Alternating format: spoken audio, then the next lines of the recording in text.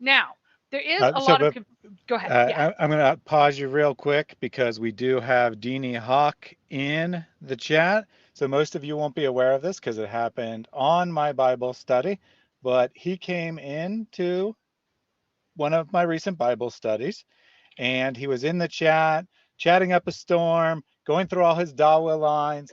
And I said, will you agree to talk to me at the end of this? Now is not the time to go through your Islamic nonsense, but if you come up live, I will talk to you at the end of the program. He said, yes, let's do it. So I said, great. Here's how to connect to me after the program. Suddenly he disappeared. He ran away. After talking for 40 minutes, he ran away because he was scared of coming to talk to me live. So the next week he shows up. I say, you ran away. You need to apologize for promising to come talk to me and not doing anything. He's a pathetic, cowardly chicken, just like his pathetic, cowardly prophet. Now he's back here, and guess what? The same criteria apply. He does not get to say anything until he apologizes for his previous behavior. If others, I just put him in timeout because he said he didn't need to apologize. But if others see him in chat because his timeout comes off, start mocking him. And if he continues to talk, if he continues to try to talk without apologizing, there will be consequences. His Quran will be the victim if he does not start acting like a responsible adult, apologizing for his behavior, and stopping his childish distraction. Then he will have to answer to his demonic God, Allah, as to why he is personally responsible for the desecration of his holy book. All right, with that out of the way, I don't expect any further distractions from him because he's far too cowardly to be responsible for the desecration of the Quran. Edward says, I always watch your streams, not live though, with Mary while at work. Welcome, Edward. You caught it live today. You're in for a special treat as we have fun here while we're live.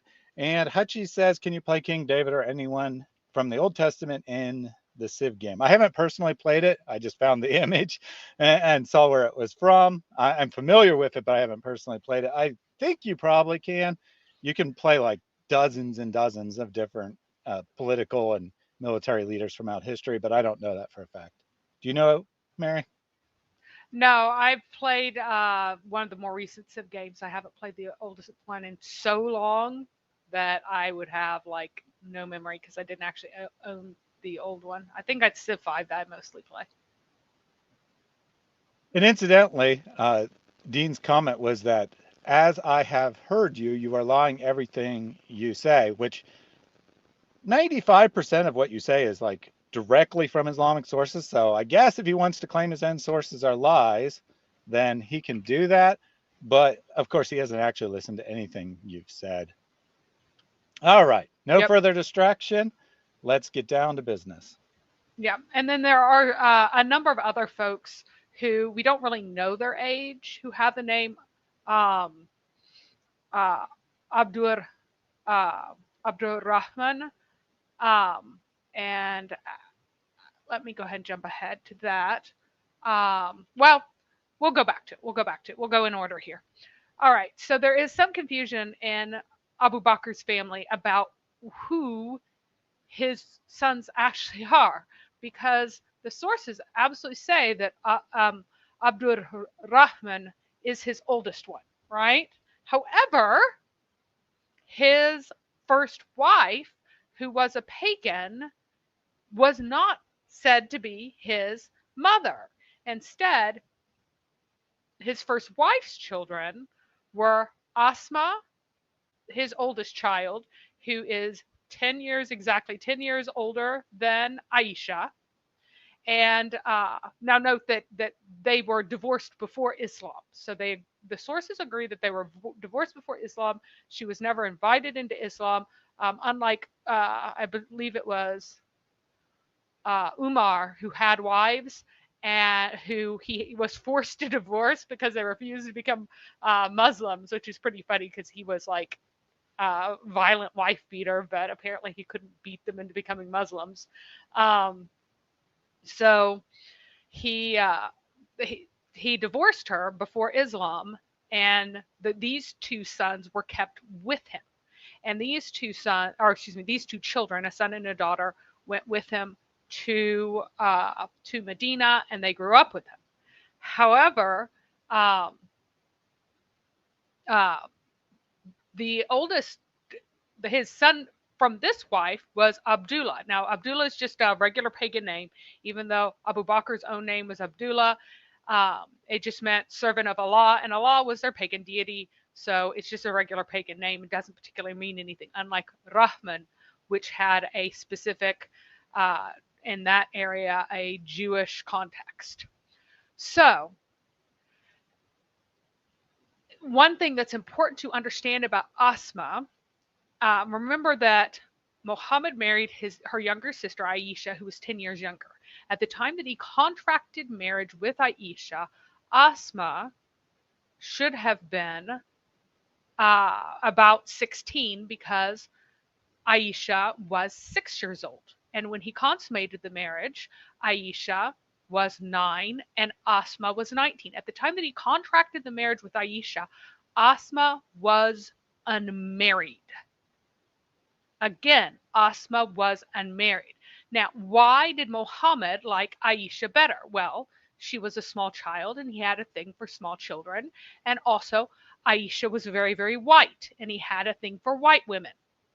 So that is why he preferred the 6-year-old over the 16-year-old and wanted to put his member into a 9-year-old rather than a 19-year-old.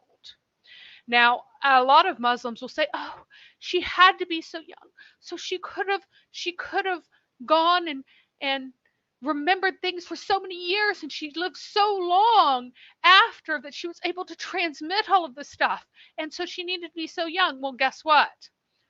Asma lived to be either 90 or 100, according to the traditional sources. 90 is possible; 100 really isn't possible in this context.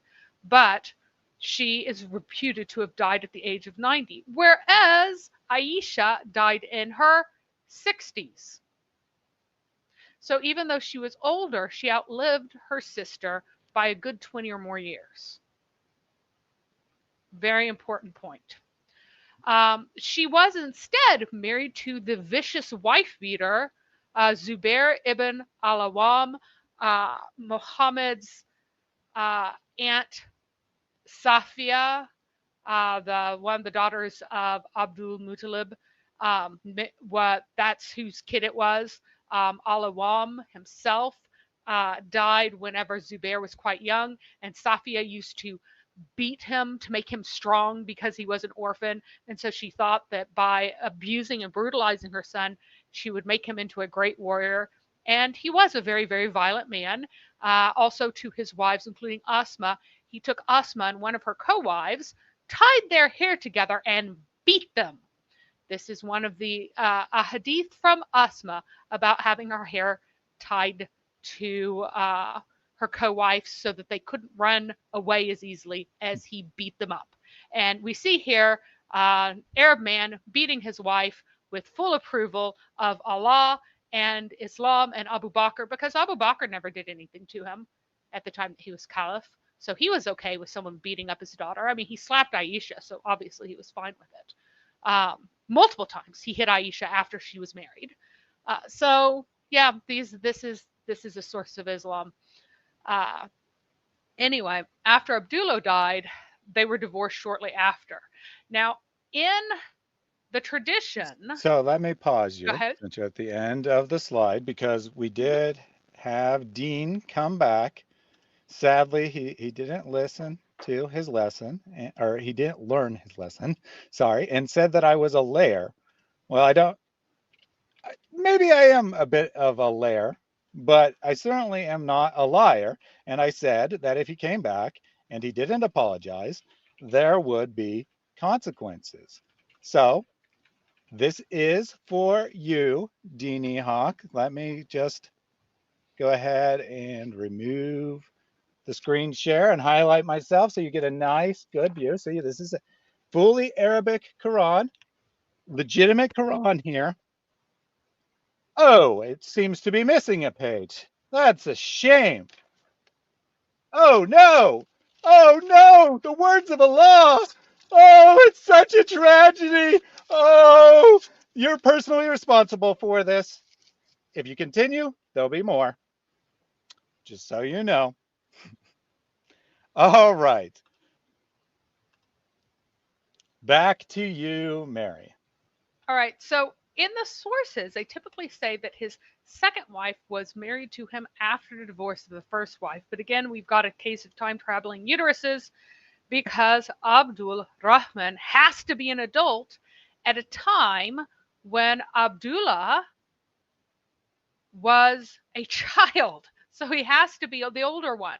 So he has to have married the second wife before then. Now, it is quite possible that the divorce was related to this other marriage that she was not very pleased about, but we don't know for sure. So the story that first he married this woman and then divorced her before Islam and then married a second woman, that just can't be true because of the order in which their sons were born, unless this child was born out of wedlock. Or this child is just someone else's child that just gets credited to her. I mean, maybe it's a slave's child. That's possible too because they lie about who mothers are. If the mother is embarrassing, they'll just assign it to one of his legitimate wives rather than a slave. So it's also possible that this is a slave child rather than a child from his second wife. But again, the narrative of when these marriages and divorces happened cannot be true and fit in with Abdul Rahman being a son of the second wife, Ruman. Now, Ruman, she was already a uh, a widow. So I talked before about the system, which was like the religious cult that they were promoting that was slightly more exclusive and had a system set up where people were patrons of other folks. And anyone who wasn't within the Quraysh who moved into Mecca had to have a patron. So he was the patron of a man of the Ads tribe who had moved to Mecca, and he had a wife and he had two sons, Ruman and Tufail. And Ruman died, and the man died, and the widow is called Ruman because that was her oldest son. And then uh, Abu Bakr married her. So she has a dead son, she has a living son, and then perhaps she has Abdul Rahman as his first son. Then his second son, Abdullah, is born. Then he divorces his first wife, keeps her, and then later she has Aisha. She is so gorgeous because she's so white that Muhammad says that she is. If you wonder what looking upon a houri is like, look at her, this super white woman who had this pretty white daughter. And she died, and again, Aisha died in her 60s. Um, Whereas Ruman, she died somewhere between 628 and 630, probably earlier because it seems like uh, was not like Abu Bakr had chosen, as poorly as he thought about his daughters, that he didn't care that Asma got beaten up regularly. Um, he did seem to care enough about her feelings that he wasn't picking up extra wives or rape slaves at a time when everybody else was. And if he had refrained for so long from doing this, given that his next marriage is in 629, she probably died shortly before he remarried again. Because, if women are being handed out like pieces of candy for your consumption and he was choosing not to partake, it probably had to do with his relationship with his wife at the time. So, as soon as she's dead, he marries another woman. So Jafar ibn Talib So that is Ali's brother, right? Ibn Talib, Jafar died, or and in 629, and uh, Muhammad, and they had a child named Muhammad 2 years later, after um, after Abu Bakr died, because remember, Muhammad dies, Abu Bakr is the first caliph, and then Abu Bakr dies, then Umar becomes the next caliph, right? And at the time that Abu Bakr dies and leaves her as a widow, Umar gave her and her son with Abu Bakr a big stipend, a lot of money. And then Ali goes and marries her and gets control of the stipend that they had. And How their son convenient. Muhammad supposedly viewed Ali as if he were his father because of their close relationship, and that he'd been really the one to raise him. He also, around the same time that his wife died, uh, or around the same time that he's marrying Asma bint Umais, Jafar's widow, he also marries a woman named Habiba, probably a little bit later, and she is also of the Al Aus tribe that we've talked about before. Her father died in Uhud, so um, because her father died and she hadn't apparently been married, and she appears to have been a child orphan. And once she grew up, I guess most likely her guardianship fell to Abu Bakr. And once she grew up to a certain extent, he decided to marry her rather than marry her to someone else. And was probably quite a recent bride at that time because her only child with him was a posthumous daughter, Kulthum. And that was the daughter that Aisha, uh, well, her it was one of Aisha's sisters. And remember, Asma was 10 years older than Aisha. Now, Kulthum here is like 20 years younger. So once her older sister stopped being able to nurse anyone, then whenever Aisha wanted future men to be able to come in and talk to her, because Muhammad said that relationship can be established through breastfeeding. And for a long time, he allowed the breastfeeding of adults. And Aisha would send adult men to her sister Asma, her older sister, who had kids and was able to breastfeed these adult men so that she could talk with them freely and have them come and go out of her house. And then Muhammad said, "No, I didn't mean for all of you. You need to stop this adult breastfeeding thing." Or one of the later caliphs put a squelch on it, which seems more likely, honestly, that Abu Bakr was like, "Okay, that was fine while he was alive, but we're not doing this anymore." And so after that, it could only be uh, children who had not yet been weaned. But she kept continuously sending lots of babies and small boys to her sister Kulthum whenever she got old enough to be able to breastfeed, so that whenever those kids would grow up, she would have a close enough relationship to them that they would be able to come and go from her house so that she could mix as freely as possible. All right, So so uh, quick pause here. So Dean did come back and he told me that my holy sprite is a devil. Well, I don't actually have any sprite here at the household, sadly, and Artemis showed up. By the way, she's laying on the Quran. For, cats don't step on the Quran, but apparently they will lay on it. I don't actually have any sprite present, so that's unfortunate. But I do have some Holy Dr. Pepper here, and I have to be very careful because, like I said, Artemis is here, and I don't want to spill it on her. But here we go, right? Put some Holy Dr. Pepper on the Quran. Sorry, Artemis, I shouldn't have slammed it. I splashed her when I slammed it shut. All right. Feel free to continue, Dean. Feel free to continue. apparently, There's it is the hundreds more drink of pages here. champions. Mhm.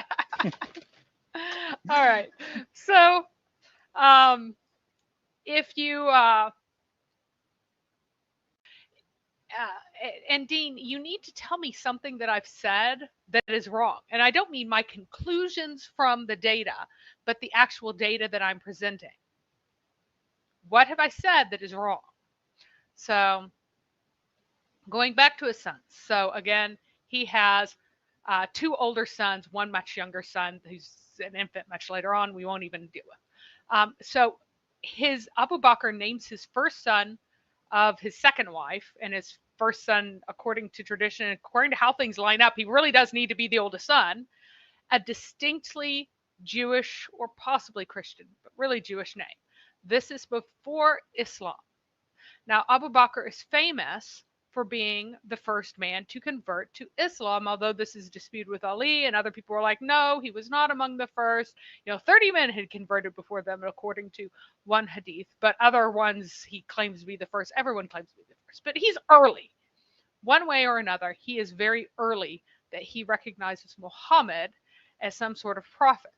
Now, why would that be? Well, he's his best friend, but he also already wants monotheism. So Muhammad has had this deep influence from his best friend, who's not closely related to him, who is someone who has wanted or leaned toward or supported monotheism for a long time, and who has looked to an Abrahamic God versus their pagan God of the Kaaba, as if that's going to be their source of authority, basically. Now, excuse me, Islamic reports, the earliest Islamic reports that clearly assert that he was a monotheist, the earliest one that I can find is only from the 16th century, so it's not early at all. It's 1545. Al-Munawi said in his book, and the virtues of Abu Bakr, his father, his son, and his grandchildren embraced Islam. He never prostrated to an idol nor drank wine. So, this declaration that he was a monotheist was created fairly early on. This was not something that was said about Umar or Uthman or any of these other folks, but it is something that's said about Abu Bakr. And I think that the name of his son really points to that. Now, not everyone who is named this was born or was named that at birth. We'll cover this just in a second. But he was, as he was a pagan, this was his name because his father actually gave him this name. So, here's a particularly funny thing that I found. It's a modern myth. It's promoted in the civil services exam prep material on BYJUs, and that's what's by Jews. It's an Indian learning app, and that apostrophe there is part of its name.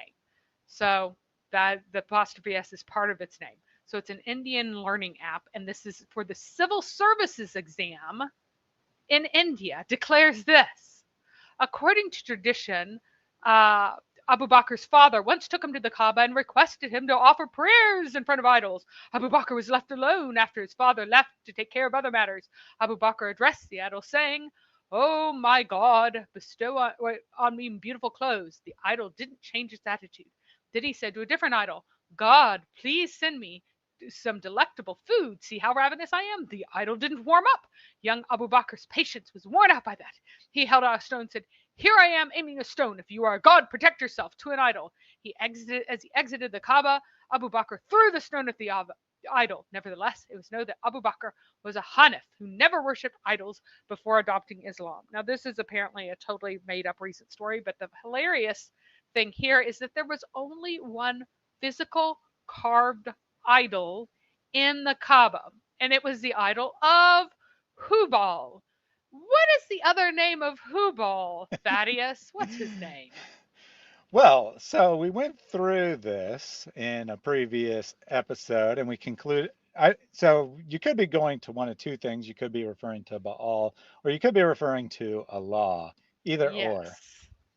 His name is, in fact, Allah. People looked at the idol of Hubal and said, "Oh, Allah!" They talked to Allah while looking at Hubal. Now, why is that? because Hubal is Allah and Allah is Hubal. Hubal's part of Hubal's role was to cast divining arrows, and whenever they were deciding supposedly whether or not to sacrifice, which son of Abdul Muttalib to sacrifice, because he swore that he'd sacrifice one of his sons if he could dig a well here, and he did. The divining arrows of Hubal were used when Allah was consulted, because Allah is Hubal and Hubal is Allah. So this story would reference the idol of Allah inside the Kaaba, which is very funny. So we did have a bit of a pushback here from Alan. He says some of the things attributed to Muhammad are hard to believe, has to be a fictional character. So I would agree with the first part of your statement there, but the second part doesn't follow from the first part. And if you look at any famous person in history, you'll find ridiculous made up stories about them. That doesn't have any bearing on whether or not they are a fictional character. Anything you want to add? Yeah, just like George Washington's cherry tree is totally fictional, so are some stories that got attached to Muhammad. And you might notice that the story of George Washington and the cherry tree was from like the early 1900s, so about 150 years after him. So about this, that's an even smaller time frame in the time frame of things getting embroidered about Muhammad, because it was 200, 250 years before a lot of the stuff was written down.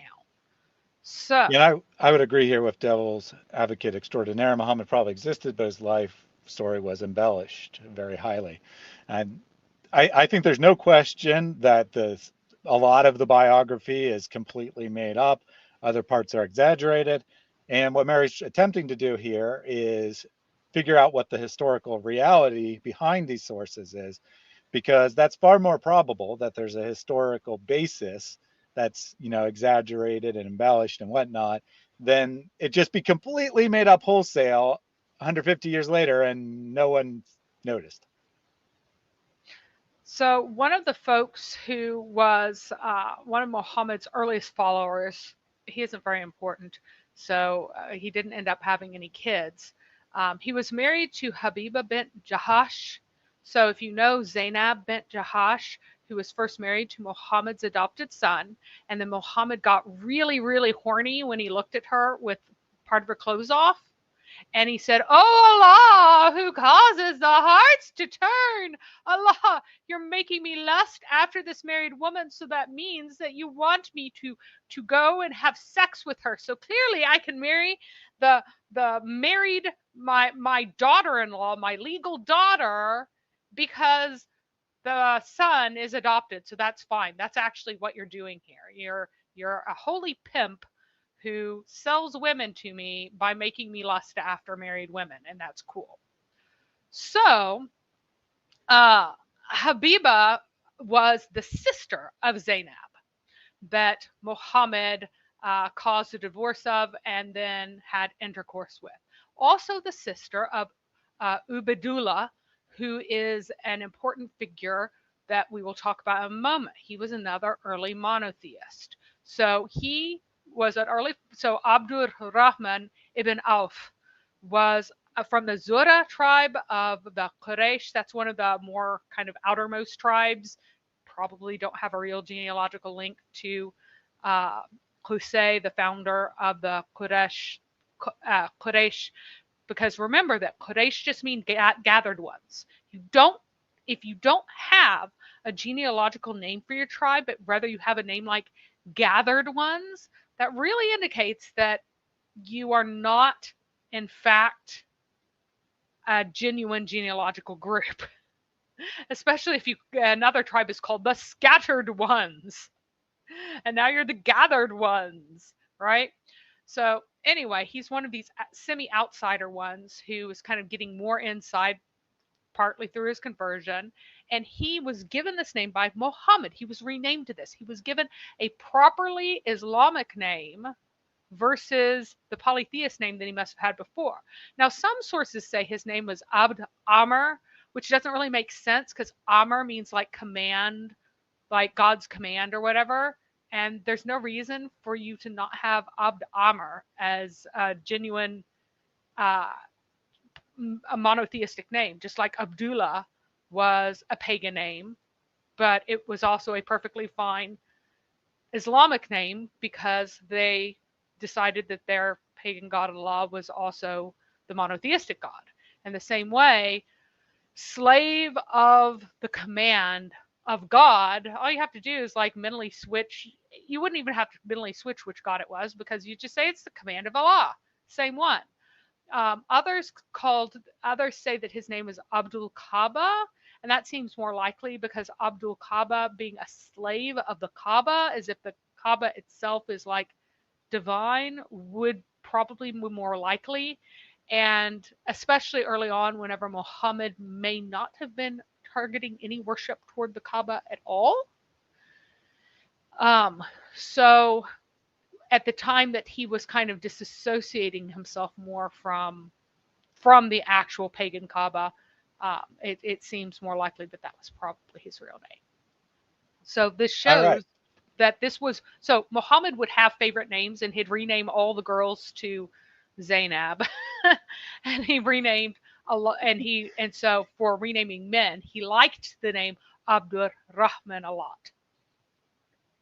So we have a couple updates for you. We have a new Muslim in the chat, twice as intelligent as the last, I suppose. Uh, Nabil says, stupid people. And when he asked for any, and then he said, stop lying, stupid Christians. And when asked for any evidence that we're wrong about anything, he said, not just you are wrong, but stupid leaders. Okay. Yeah, good to know. Good to So know. yeah, and he started absolutely losing it whenever I talked about Muhammad lusting after Zainab. So according to him, the Quran is corrupt and stupid. So Nabil, go ahead and tell us that the Quran is corrupt and stupid when it says that Allah is causing Muhammad to marry his daughter in law to show that people can have sex with their daughters in law as long as their uh, sons are adopted. So go ahead and tell us that the Quran is stupid and it's a liar and it's corrupt and disgusting. So go ahead and that all of that's just wrong and corrupt and disgusting and stupid. And So the other update here, I bribed Artemis back with a treat. She is currently going insane, as you may have I noticed. see. Oh my So I goodness. would try to grab it, but I also value my hands. Can I have that real quick, Artemis? No, Can she's I, gonna can I show bite the you. people? All right. So this is silver vine.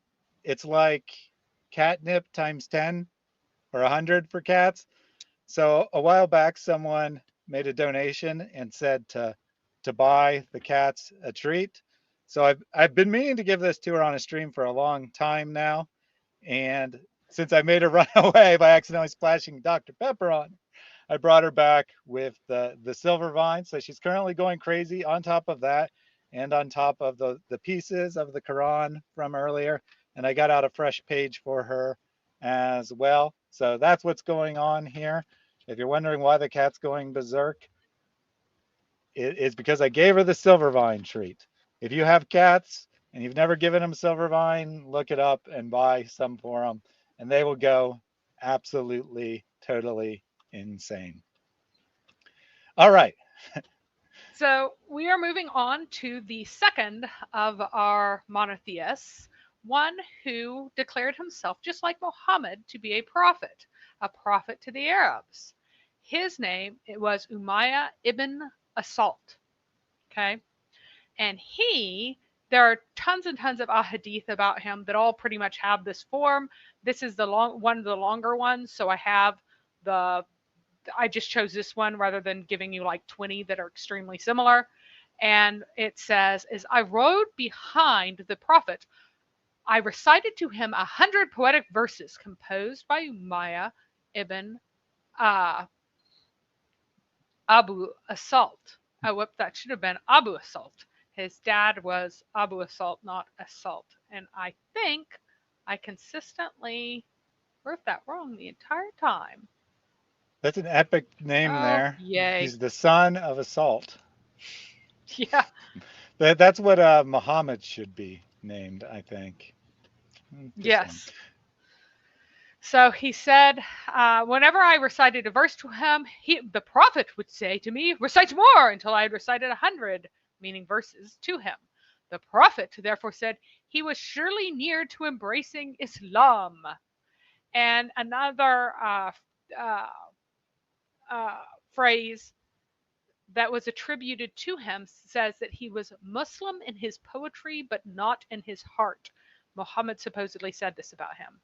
So I guess this is our poet. I don't know why he's poking someone in the eye, but he appears to be poking someone in the eye with a pen.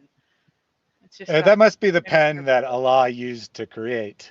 The pen being a pre existent object that Allah did not create. Another alongside him, perhaps, but he uses that pen to create. Maybe that's the pen in this. I don't know. We'll Yep, have to and I we'll have to totally check did on that. that. I totally did not write his. Totally wrote his name wrong every single time. So now, he was the monotheistic prophet of Taif. Taif was about 1.5 days travel from Mecca. You travel up, so Taif's up on the plateau for you guys here.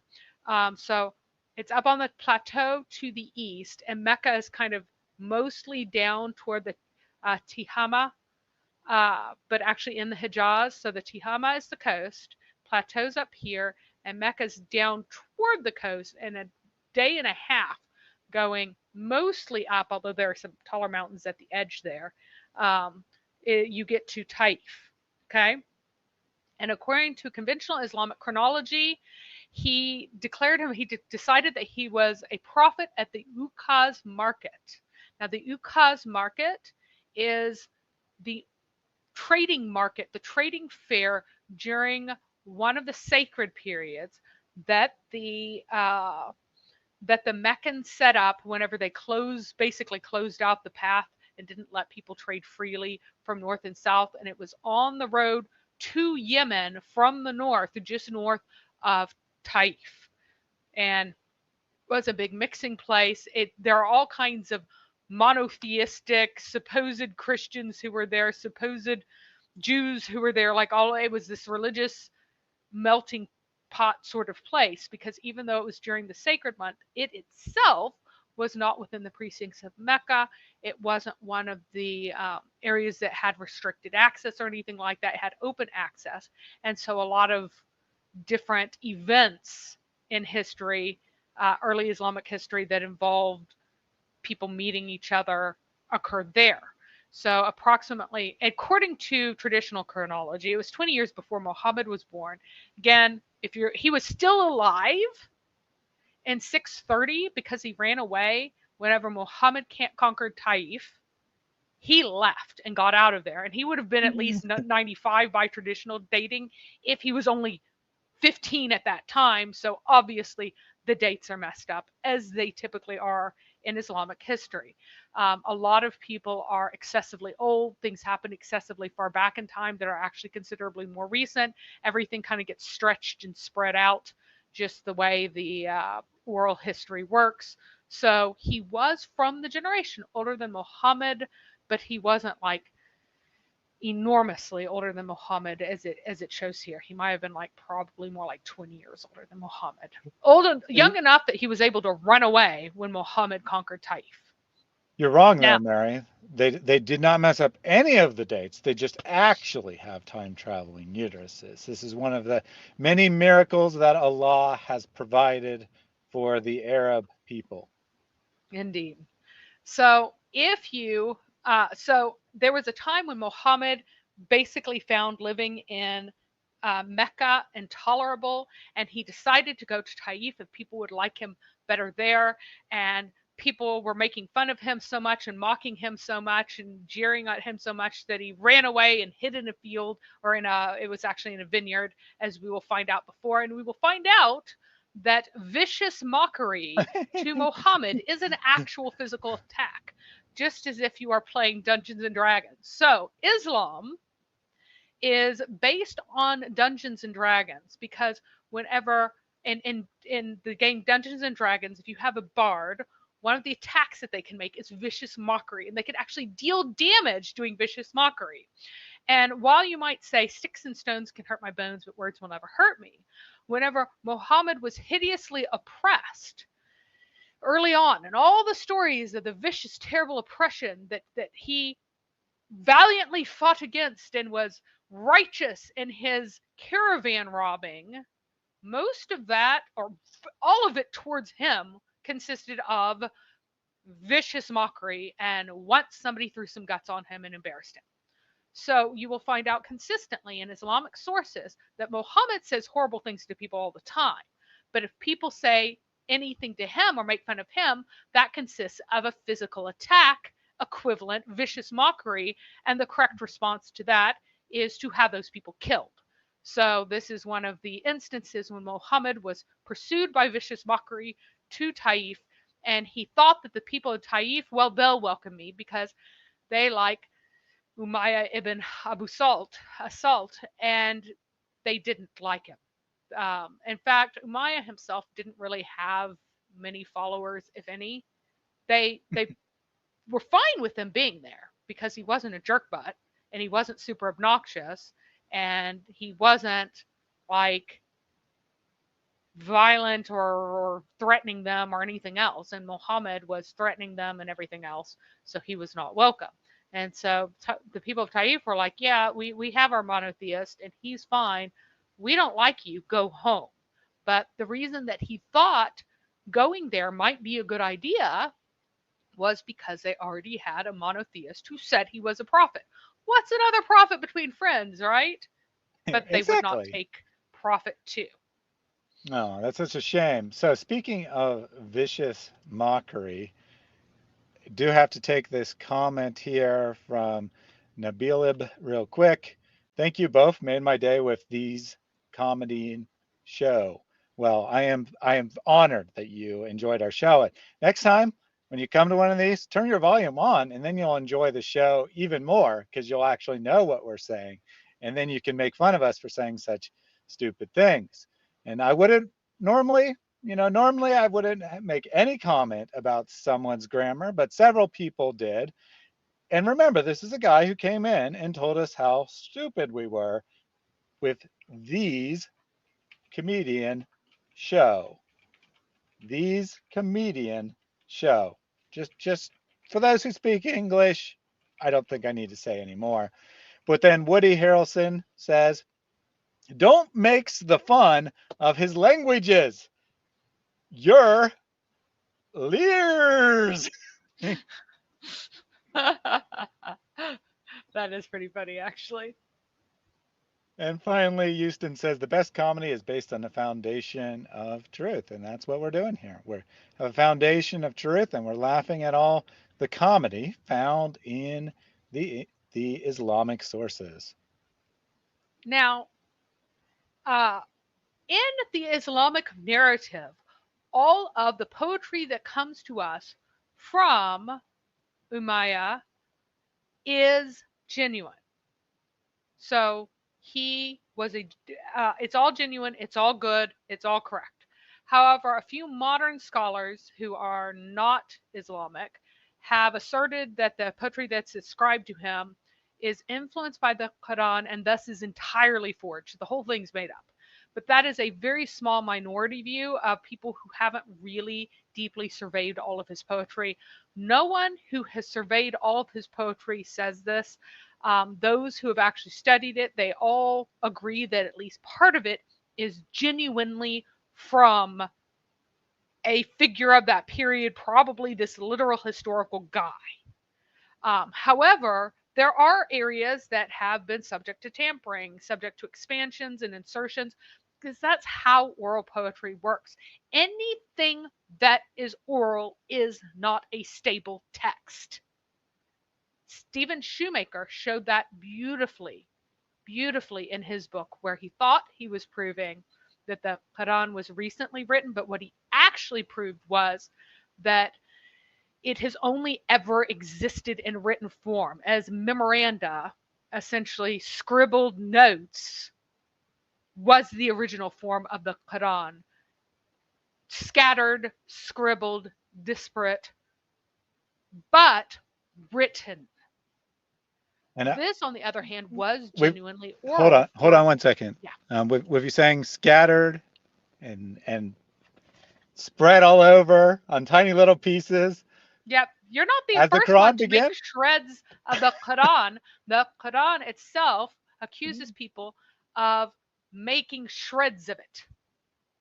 So as the So Quran began, I had just according restored it to to the its original Quran, form. yes, you are doing exactly what the people did at that time. So the uh, the Quran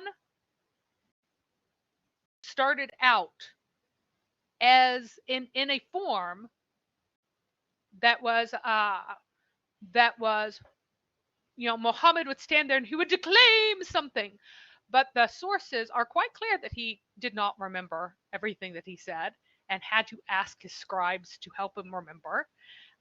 And the sources are also clear about the dependence of people on these written sources and the vast number of scribes that Muhammad had throughout his life. Why is that? Because no one can remember this. The Quran is something that can only exist in a written format because otherwise it would change, which is exactly what happened because it was kind of this mixed format where Muhammad was trying to remember it and he would recite it again slightly differently so people would write different things down, et cetera, which is why it was so hard to collect. That's why Ibn Thabit talked about how it was like he might as well be asked to move a mountain as to collect the Quran. Now, if the Quran were everyone's reciting it the same, it's all together, et cetera, he would not have found it at all troublesome to collect it. It would be extremely easy, but he thought it was hard because this is how it has always existed. If it were oral only, and here's an important point, if it were oral only, it would be equally easy to write it down because people don't have word by word memorization of things that exist only in oral format. And no one would tell him in an oral culture that he had written it down wrong if he didn't write it down exactly how they recited it, because one day they'd recite it one day and another day they'd recite it another. That's how oral things work. So, because his stuff was oral, it was subject to more flux in words, additions, deletions, that sort of thing. Now, there one of the reasons that it's important to realize that some of this comes from him is because there are theological elements that are unique to him, and that indicates something that has a source that came about from something other than Islam. If it had come from Islam, then it would agree with Islam, especially since the verification of Muhammad was so important. But these very theologically distinct things that aren't even necessarily opposed to Islamic ideas, but are kind of off by themselves doing their own little weird thing, shows that this genuinely came from someone who had his own points of views. Now, that shows that also some ideas that are otherwise considered uniquely Quranic, they may well have also originated with Ibn Abu Asalt. Now, one, uh, at least in the context of his poems, where it seems embedded in the content that is not terribly Islamic, would be one of the places that you'd think would be particularly likely to be genuine. Um, now, so what is the question? The question is, what did he claim? What claims did he make? And how did his claims tie in to early Islam? So he was, I'm going to fix his name again. Sorry, guys. I cannot You're believe gonna I have to do that every misspelled it time. every time. He was like, well, misspelled it. I just forgot his kunya, that it was a. So here we go. One thing that's funny is that he was called Abu Qasim. What is Abu Qasim? It was whose kunya was that, everybody? It was Muhammad's kunya.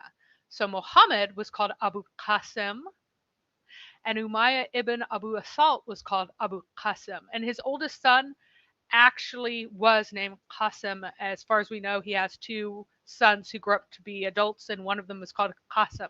That actually was his son's name, as far as we know. He also is sometimes called Abu Uthman, and not sure why, and Abu al Hakam, which would be like father of the wise man kind of thing. So that may have been one of those nicknames. The last one may have been a nickname rather than like some sort of kunya, but I would have no idea why I'd have the kunya Abu Uthman. That may just be a muddled source. His mother was Ruqayya bint Abd Shams bint Abd Manaf, and or Ibn Abd Manaf, excuse me. Abd Shams is obviously a man, and that is the father of Umayyah, of the Umayyads, of the Umayyad dynasty. Abd Shams is the clan of the Umayyads. So Ruqayya is the sister of Umayyah, the uh, the founder, the progenitor of the founder of the Umayyad dynasty, and maybe the person that Ibn Abu Asalt was named after, because there are stories attaching Umayyah ibn Abu Asalt to Umayyah ibn Abshams ibn Abd Manaf. So this is a Qurayshi mother who came to Taif and had this son from the Abd Shams or sub-tribe, the clan. Now, again, he's a generation older than Muhammad, and he is a prophet, and he is a prophet of Taif, and therefore to Taif in Muhammad's early theology. So Muhammad, he says that every prophet comes speaking his language to his own people.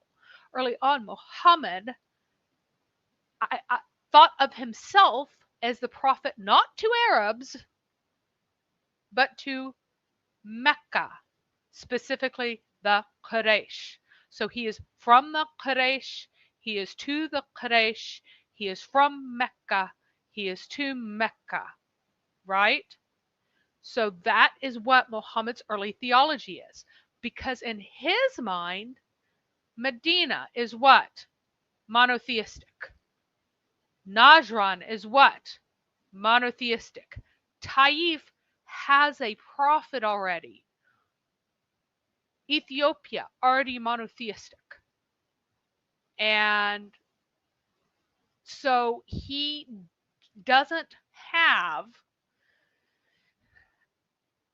any idea of a town, of a city or village that doesn't have its own prophet. He thinks that they all get their own prophet, and so he is a prophet for his own town because the town next door already has theirs. Umayyah is a prophet of Taif. Muhammad is a prophet of Mecca. It's also very significant that he produced poetry of the same general style as the Quran. It's an unmetered but rhythmical rhyme. It's Saj. And people go, oh, the Quran, it's so much more refined than Saj poetry. No, it's not. So the early Meccan surahs that are very short lines, that are kind of rhythmical but don't actually have a meter, da da da da da, or beat or anything like that, and have ending rhymes, and the rhymes change abruptly from umu to atta or whatever to the sudden abrupt change in a rhyme. So it'll be ran, man, pan, can, stan, sun, fun, and then that just really abrupt change. This is something that Umayyah did too, that is not necessarily tied to Saj poetry, but is another similarity to his to his particular style. Now, it is also true that Umayyah ibn Abu Asalt, he was able to produce more different forms of poetry than just this. Whereas the Quran has basically two forms, the more poetic stuff that's all the really short rhythms, and then it has the now I'm going to say something for a really long time, and then at the very end, I'm going to put a word on it that rhymes with another word. And you know this is from Allah because Allah would never tell us anything that isn't true. And you can see Allah whenever you look above and you see a bird, where you have these incredibly long things that just happen in with rhymes, where any actually semblance of real poetry is like totally lost in it. So these are the only two that you find in the Quran. Now, because he was a competent poet, unlike Muhammad, he produced many different styles of poetry, of which this was only one. This is the easiest style that he used, so it was the style that Muhammad used.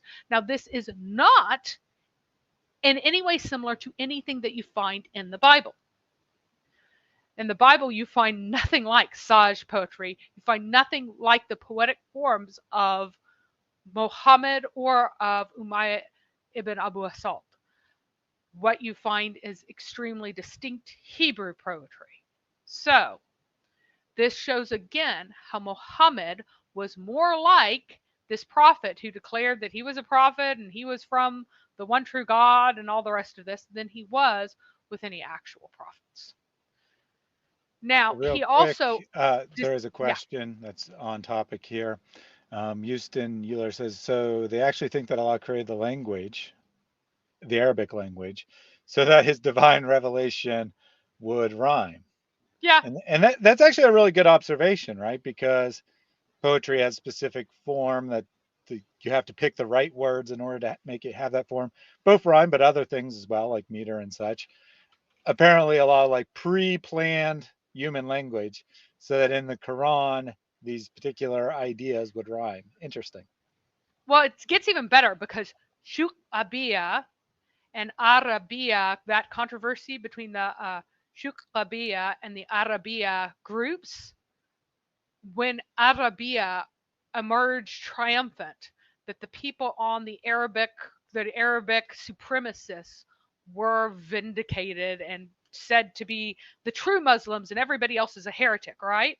Among other things, was the assertion that the eternal word of Allah, the divine book that exists in heaven, is in the Arabic language. So this is Allah's own language. So Allah's language is Arabic. So Allah, what he speaks, and is this rhyming thing. So And Jason says Dr. Seuss wrote the Quran under orders by the British that's because of the hilarious. rhymes, but perhaps also referencing last week where we did have Yes. someone in the chat seriously claiming that the Quran was written by the British only a couple hundred years ago, and And that this the is real an Islamic Quran, sect. So right? let's be clear. This is someone who Yeah, it says wasn't. that we are the true Muslims, everybody else is fake. The Quran that you guys have is put together by the British only 200 years ago. Uh-huh. So perhaps Dr. Seuss is the one who actually wrote what we call the Quran, but actually isn't the Quran, because that other Quran is only known to the select few who are the true Muslims. And I do mean few, like 0.001% of all people who call themselves Muslims or something like that.